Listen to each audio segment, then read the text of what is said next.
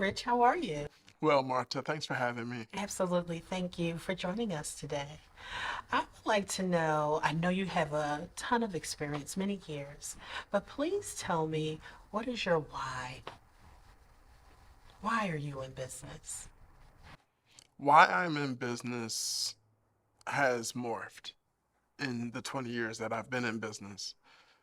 Initially, like many people who grow up in urban America, my why was the bag, Mm, which was to get money. yeah. And my why has matured into being the bag, the big ass goal, which is having as much and as great and as broad of an impact on the world and on entrepreneurs and their success as possible. Entrepreneurship is not for the faint and or weak at heart. What draws you to entrepreneurship in your 30-year tenure? My childhood, I was surrounded by them. My father's father owned a bar in Mantua. My mother's father owned a fish market at 52nd and Haverford. My first job was working for that grandfather at age 10 when I asked for money because I got a good report card. And he gave me not a job, but my first business, which was standing next to his register and carrying bags to people's cars for tips. Mhm.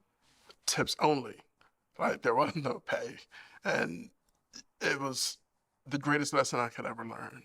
Deliver value in exchange for currency, which is what business is all about. During the time of the pandemic, how did you pivot in your business? During the pandemic, oddly enough, Marta, business boomed. It was easier for someone who does a lot of go to market, a lot of business development Mhm. and sales for people doing B2B business. Uh, it was easier to get people on the phones. Everyone was home. So business was extremely strong.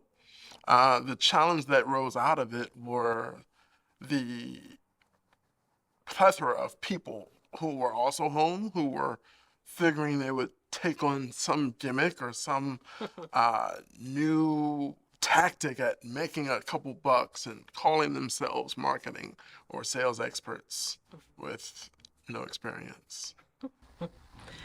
What motivates you to continue on this path of entrepreneurship? What motivates me to continue, even on the tough days when I would really much rather roll over. Like I don't even want to get up and make coffee. It's my faith. Um,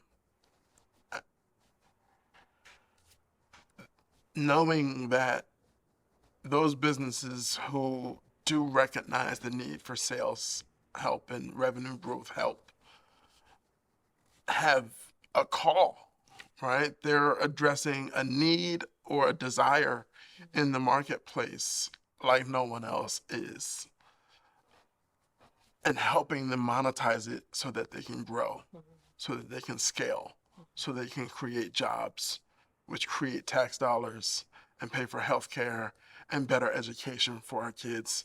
I see it as my contribution to my country. Rich, thank you so much for taking out some time to speak with us today. It has definitely been a pleasure. Marta, anytime for you. Thank you.